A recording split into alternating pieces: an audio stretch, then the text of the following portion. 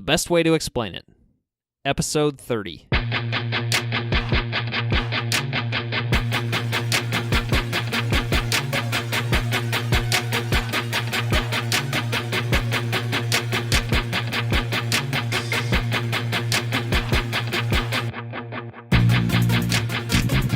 Hello, boys and girls, and welcome to the podcast that is coming to an end.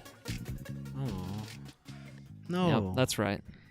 No, Scott, you didn't tell me about this. Yes, no, I just sprung it. Actually, I just just kind of sprung it out of nowhere. But no, that's right, guys. We are actually finishing up this podcast, finishing up this part of our lives, and I don't know. Do you have anything you want to say about that? Man, it's because I'm a failure, an utter and complete failure. I wasn't going to say that, but yeah. From Scott's very tainted perspective of a college student with a lot of free time, I am an utter failure. That's probably legit.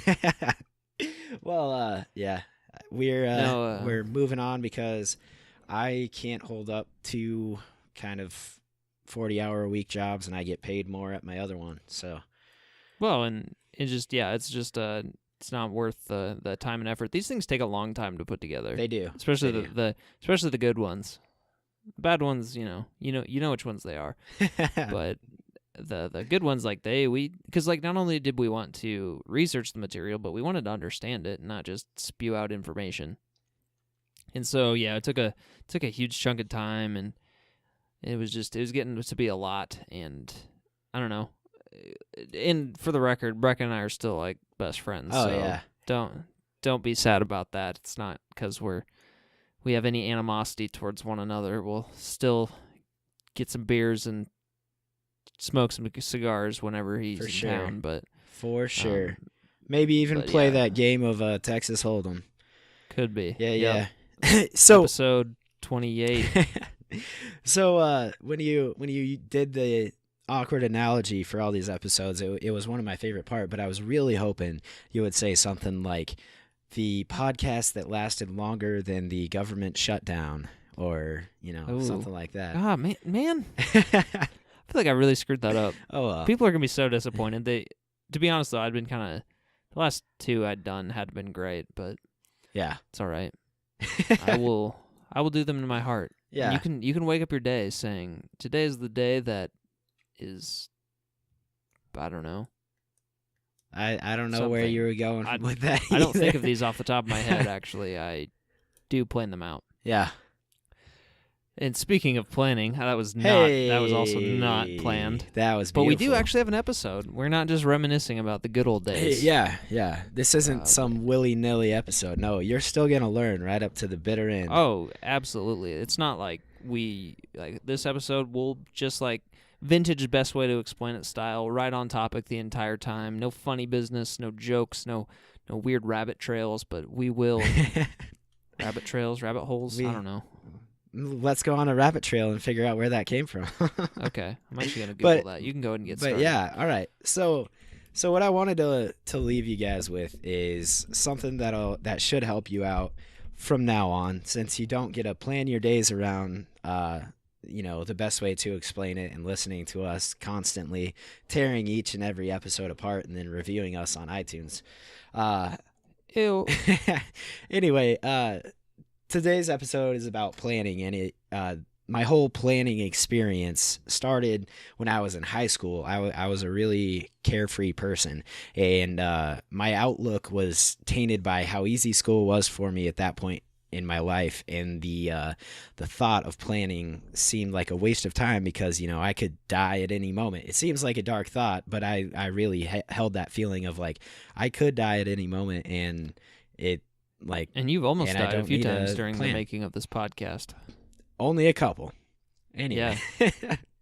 So this lack of planning ahead actually led to more and more stress in my life, as I learned quickly that I needed to know when a test was and how hard it would be to study for it. Come to find out, guessing your way through a calc test isn't exactly the easiest thing. Definitely not as easy as writing an essay off the top of your head about something you like. But anyways, I found a much needed stress reliever throughout high school and college in reviewing my activities on a weekly basis to keep track of my increasing social life and my increasing workload as a student. Since the knowledge of planning has helped me relieve a ton of stress throughout my life, I figured I would impart some wisdom as we leave you to find another podcast that's way better than ours, Yes. and how to do some efficient planning and effortless planning once you get a little bit of a ritual down. Nice. So yeah, I'm looking out for everyone. Don't Appreciate say I that. ever did that. I will take the principles that you share in this episode and impart them on the rest of my life. Some of them. Some of them. Maybe. We'll see. To start out, let's get a basic structure of the planner. I like to use something that has the days already sectioned off into 15-minute sections, along with like a business day length kind of structure. So it'll Mm-hmm. start out the 15-minute sections at 8 o'clock, and then it will end the 15-minute sections at 5 o'clock.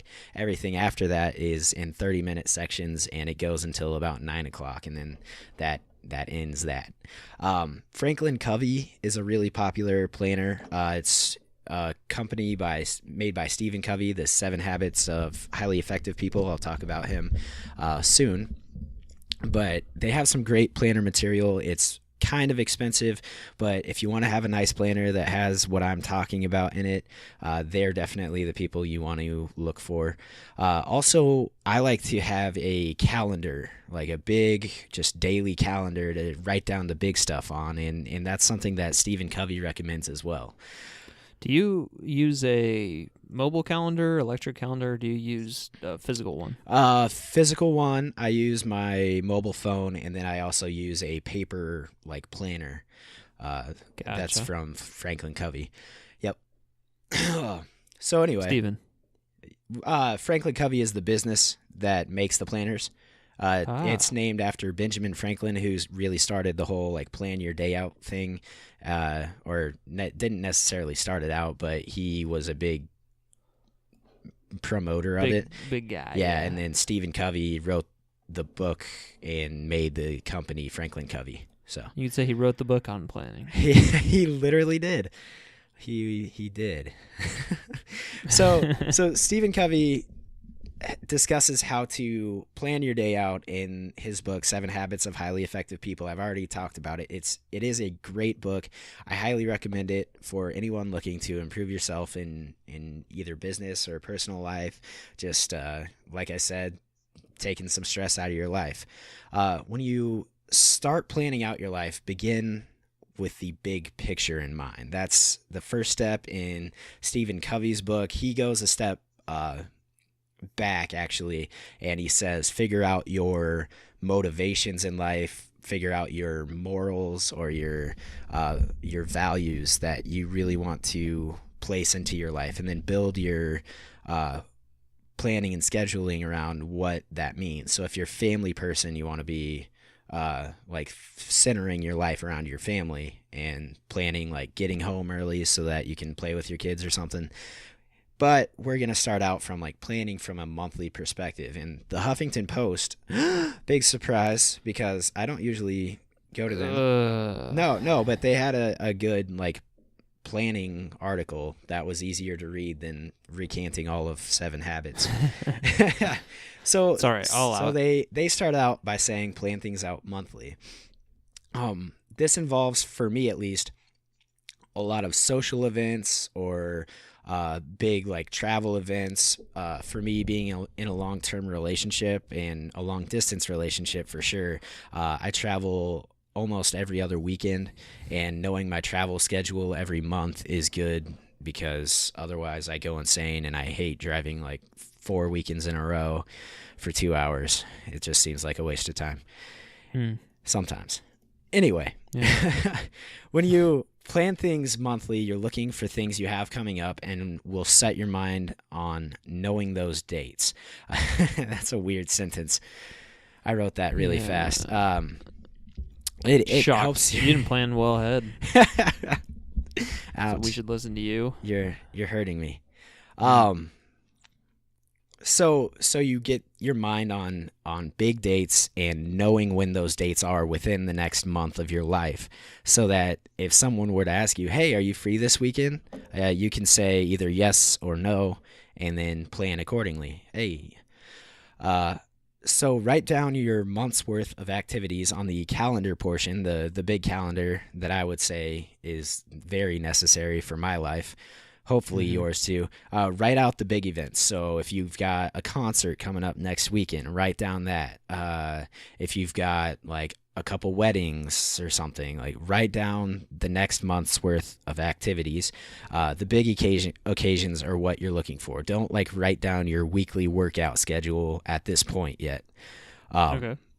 See, monthly planning shouldn't include that weekly grind, your like 8 to 5 job, and then whatever you do as a ritual or whatever.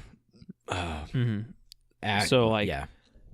you should at this point you should just write down like kind of the not regular stuff. Yes. Okay. Yep. So it's recommended that you plan out your month for about 2 to 3 hours. If you're like me and you just keep a record of events, this can turn into maybe 30 minutes really easily. When I was in school, um, I would look at all the tests and everything that I have coming up, and I would actually plan by semester instead of month, and then hope that the teachers actually followed along with their test dates and everything. Mm-hmm. That never happened. That only happened Nope. with one professor, actually. He was the best professor I've had, but I digress. Uh, when I plan monthly, I end up looking at about 3 calendars actually, to figure out what I have going on. So when someone texts me and they're like, "Hey, what do you have going on this weekend? I want to hang down in Kansas City and put you in the hospital again." I'll be like, "Yeah, that sounds great. Let me check my calendar. I'll check my phone calendar, and if that Mm-hmm. weekend is free and I want to go, I'll be like, yeah, sure, it's open." Put it in that calendar, and then when I actually sit down to plan out my month, I'll transfer that onto my paper calendars. But if you don't want to go, you'll still find something on that same day, Oh yeah, right? I'll make Yeah. something up. Yeah. I have Okay. to walk my dog. Yeah. That's a good excuse, Yeah. especially 'Cause like multiple weeks out. do you have a dog? Yeah, I do. Are you serious? I Yeah. did not know that. I didn't think of you as like a pet person. Oh, I love my dog. Mm. She's the best. The more boys I meet, the more I love my dog. Anyway, I actually don't know that song. I just know that that's a line from a country song. okay. But, I like music. I like music too. Hey, you And know this what? was a weird rabbit trail. We're ending the podcast. I can say what I want. Yeah, it's true. But if you want to continue planning, the next thing you'll do after you plan out your month is you'll plan out your week. In the daily portion of your planner, you can write down more of the kind of daily minutia you have going on, but keep the weekly things to big dates coming up on the weekly basis. So if you have something abnormal happening throughout your week, this is a good time to refresh on the monthly calendar and then write that down that week.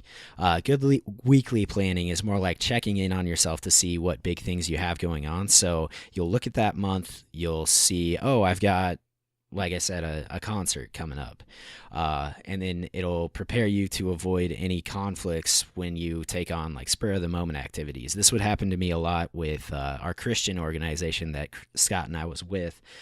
They like to do a lot of spur of the moment, like, hey, everyone's going to Perkins or Village Inn for free pie. You want to come? And then I'd have to like check my planner and be like, I don't think I can make it in 3 hours. Or you wouldn't even check your planner and just not not, say, not go. probably can't make it. Well, you do know me, Scott.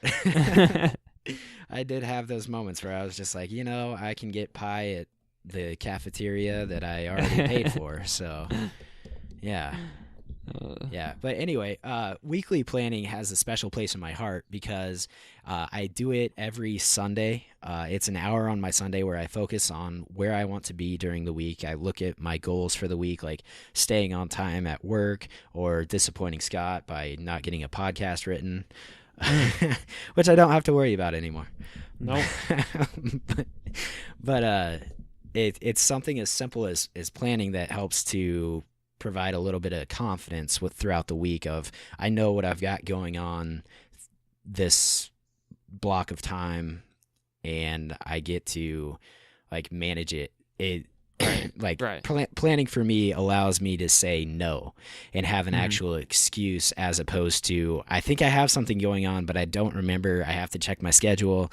It that sounds really wishy-washy to me, and I don't like people who are wishy-washy on stuff. Like if I Yeah. invite Scott out for a beer and he says no, I've got 3 tests this week, I can understand. But if he's like, no, I don't know.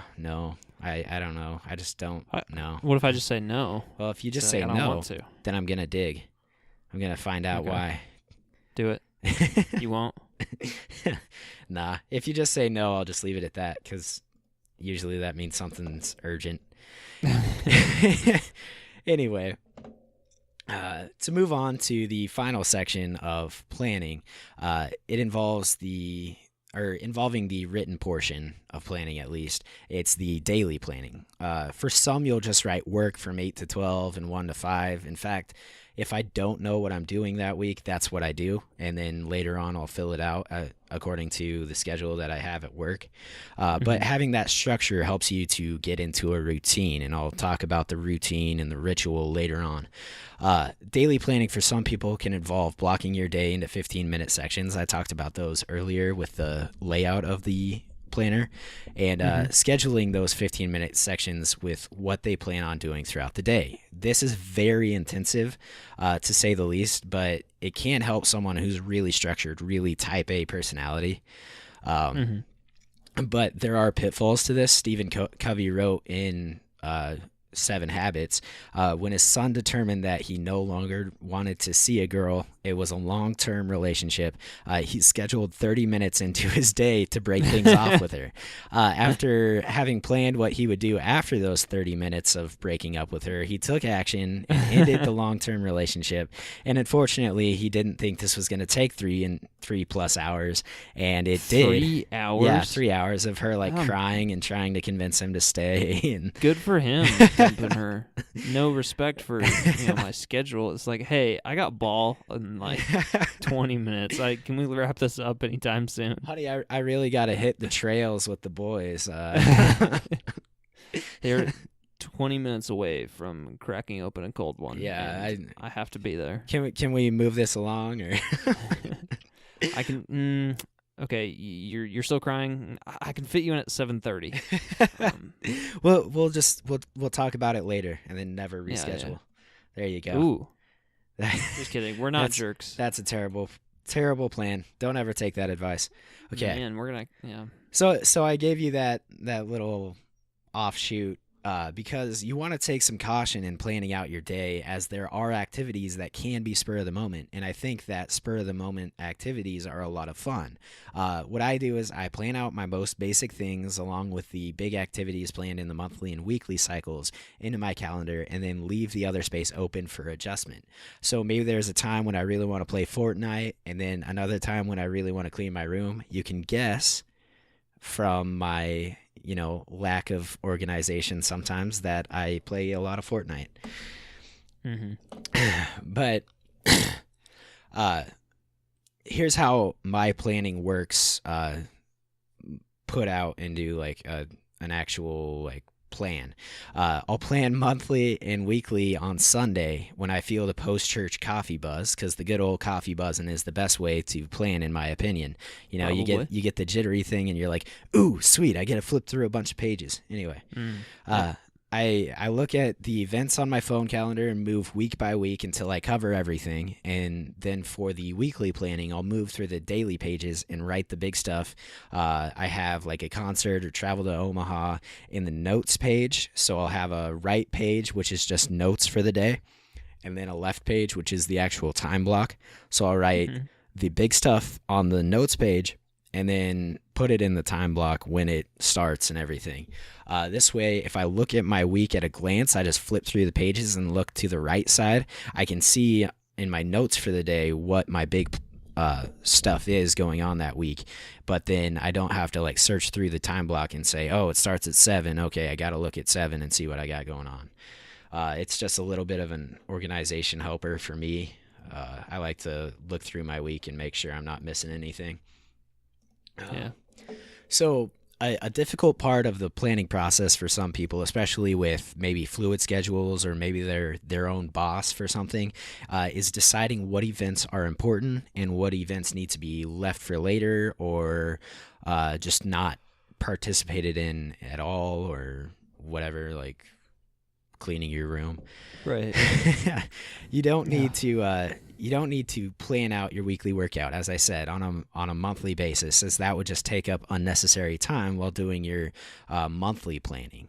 Also, if you leave something important for a daily plan, you may overbook yourself that day and end up losing out on what important activity you have going on, or make a fool of yourself to your friends who wanted to see you, but you planned on also like babysitting someone's kids and you totally spaced it, which would be a terrible thing to do.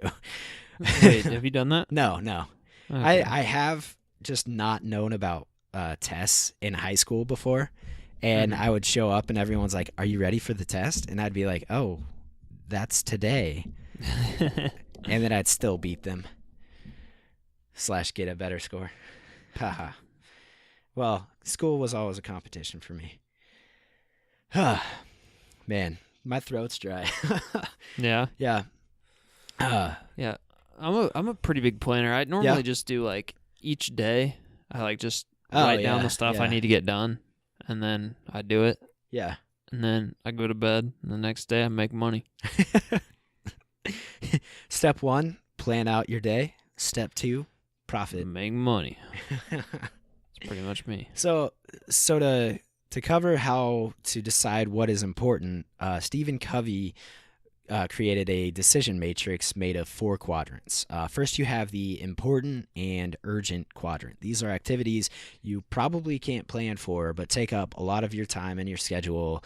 They may pop up on you within the day or within like a couple days, and you really didn't plan on it through your monthly or weekly calendar. Next, you have and I've organized this a little bit different from him. He actually goes into the important but not urgent next, but I have the urgent but not important activities next. These activities are equally difficult to plan for, but mean much less for you in the long run. Planning free time into your day allows you to take care of these activities, along with planning also helps you to avoid some of these urgent but not important activities. Proper preparedness prevents poor performance. Nice. Yeah. I like that. Yeah. It was a big football thing back in the day. Wow. Anyway, Breckan is now taking job offers to coach football. Colts looking at you. Yeah. Yeah. Do it. Silly Josh McDaniels. Anyway. Yeah. Our third, he didn't plan very well. or he planned very well and he sabotaged the Colts. Think about it. Just like he did for the Broncos. Ayo. So our third quadrant is the important but not urgent. These activities would include the apparent outlook of HBO on releasing the last season of Game of Thrones.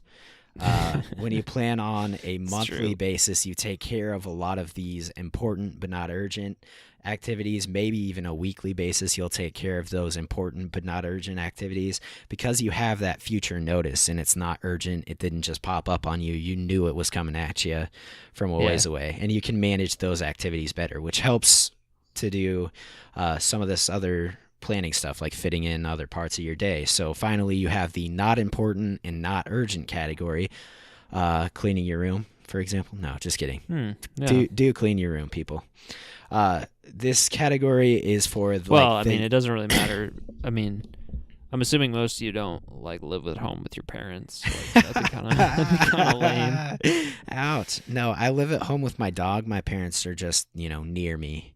Your roommates? Yeah, they're my roommates. I pay rent. Yeah. Oh. Anyway. Really? Yeah, I do. Oh, okay. Yeah. I respect you more now. Yeah. Jeez, I'm not that much of a freeloader. I mean, use up all their insurance. I don't respect you that much more, but So this final category of not important and not urgent is for daily things that take up your time but aren't necessarily important to moving the needle or creating, human capital, bettering Right. yourself. Really, they're just kind of like they're like doing the dishes. They're something that needs to be done and somewhat consistently, but they're not going to make you like better in a long run sort of sense. Yeah. Yeah. Not worth doing. Well, I don't want to say that because like doing those little activities really builds the character for kind of like digging holes.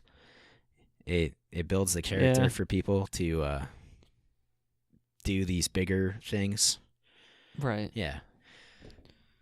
All right. So moving through these quadrants, you need to plan out your third quadrant activities first through your weekly and monthly planning sessions. Then in your daily planning sessions, work into the fourth quadrant, allowing for any first and second quadrant activities that may pop up. As I mentioned before, scheduling in this manner helps to avoid the first and second quadrant. By doing so, you're eliminating the clutter in your life of like, do I have to do something today? I can't remember, because you have it written out. You're like, oh yeah, I was gonna read my Bible or something. Mm-hmm. As I mentioned before, scheduling in this. I already read that part.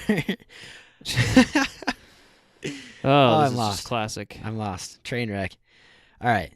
Planning is a great tool for anyone, but it requires a habit formation within your life. I referred to this sort of routine earlier. When you plan out your life, like I've detailed, you notice and form patterns that solidify your schedule and make you more sure of yourself, more sure of your plans and everything, which sounds redundant, but it's really helped me out. It's something that I've learned, and I really wanted to drive that idea home. Nice. If you want to take planning a step further, as I said in the seven habits, Stephen Covey covers writing out your goals and setting due dates for when you want to accomplish those goals. Goal setting is another big step. I learned about goal setting through high school and in my football team. We would write out goals at the end of the season for where we wanted to be, like how much I wanted to weigh by the next year, where I wanted my bench and everything numbers at. It was in partner with our weights coach, who was like an Olympic lifter and a big motivational guy. Came from a family of Navy SEALs, or Navy men, seamen, and Navy SEALs as well. So yeah. Gotcha. So Coach Swanson had a great thing. I don't remember where it comes from outside of this, but I remember the SMART goals, and and these goals are the best way to write out a goal, in my opinion. You got S, and that stands for specific. So make your goal as specific as possible. The more specific, the better. You can tell how to get there, or the more specific, the better, because then you can tell how to get there. Instead of writing, I will be better, write something like, I will improve my GPA to 3.9 by the start of fall 2018 semester. For some of us, that's unattainable because we're out of school and graduated and making money, but, Mm-hmm. No, that's probably fair. Yeah, you've probably got a 4.0, though, because you're a nerd. Nah, No? not quite. Cool beans. Good man. Up there. It's up there, though, yeah. M stands for measurable, such as being able to check your GPA and calculate what you need to get and where you need to be throughout the specific time period. So if it's the fall 2018 semester, you need to improve your GPA consistently through the spring and maybe the summer semesters if you don't hit that. A means attainable. This doesn't mean to set your goals low, but set them for something that will test you while you're progressing toward your goal. So maybe you want to set a lofty goal, but set little mini goals in between to figure out how that can be attained, Mm-hmm. Yeah. R stands for reasonable. This is kind of the most arbitrary one, but this goes along with attainable as if your goal is to reach a GPA of 3.9, but you've already got like 8 credit hours of a 2.0 and you're not retaking either of those classes. Your goal really isn't going to be reasonable because that's such a drain on what you're doing. That's one way to do it. Your goal should be made more reasonable so that you can change your schedule to reflect what your goal is, or you can reset a more reasonable goal. Reasonable is, as I said, subjective, and maybe become a millionaire is easy for some people, but nearly impossible for others. So just yeah, go for it. No, you go ahead. Well, okay, I'm like, this is the one I'm most skeptical of. Like, I feel like you need to set your goals super high, because then even if you don't hit them, you like crush it. So you're shoot for the stars or shoot for the moon, you'll land upon the stars, or something along those lines. Yeah, except kinda. The moon's I don't say that. closer. Well, that's how a lot of people think setting your goals are. No, I know. Yeah, but well, like I said, you can make a lofty goal. Just make sure that you're not. Make sure that you've got little mini goals along the way that are much more reasonable, I guess, would be a good way to play it. Yeah. Well, because like I've got big goals about making money and, where I want to be in life by like certain ages. For sure. I think it'd be pretty insane to get, but I'm still going to have those goals because that's going to, motivate me to get there. For sure. But I know you, and you've still got those like miniature goals in between too, right? Of how you're going to do that. So reasonable doesn't necessarily say, hey, you're not going to make this, so why even try? It says you can make it, just make sure you're progressing, or like keep that measurable part of your goal within reason, I would say. Okay, I understand. Don't just say, I will be a millionaire by age of 35, and then... Age 30 for me. Age 30. Well, age 29 for me. Just kidding. Tomorrow. So make sure that you've got, like, I will make my first 50,000 by this point, Make the smaller attainable goals along the way, and then whatever goal you have set will be just as reasonable and attainable, even if it seems lofty to say, I want to be a millionaire by age of 30, So moving along, I hope I explained that pretty well.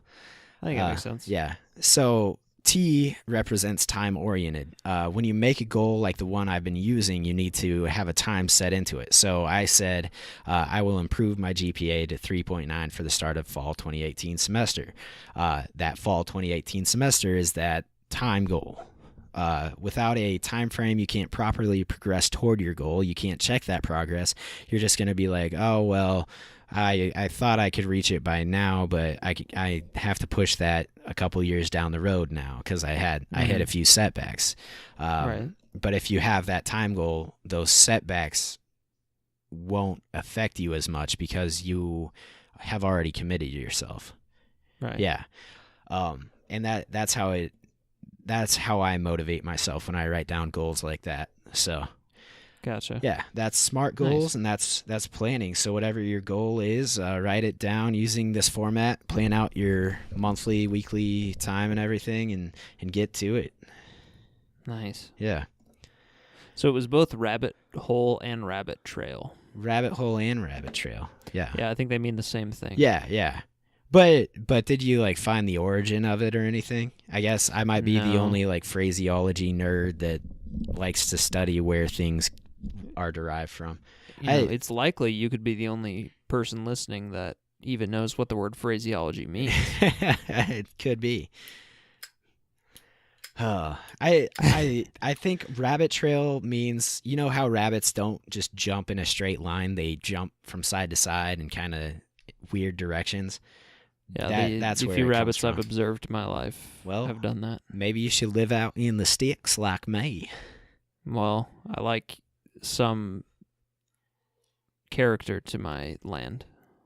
There's a lot Not of just have a flat piece of earth. There's a lot of character out here too. We have a golf course with 0 hills in it. That is kind of nice. It's pretty great, especially when you're walking. Yeah. Well, that makes sense. Yeah. Wow, so that's the best way to explain planning. That is. And that's the best way to explain life. Yeah. No further explanations needed. These 30 topics are all you'll ever need to know in life. No, a little bit of drinking, a little bit of smoking, some gambling in there, and then you can explain time theories to your friends. Yep, and talk about Bitcoin and diabetes and coffee and NFL free agency and dude, we really did CPUs. hit everything. How are we gonna do another episode? I could probably get another episode out of the internet.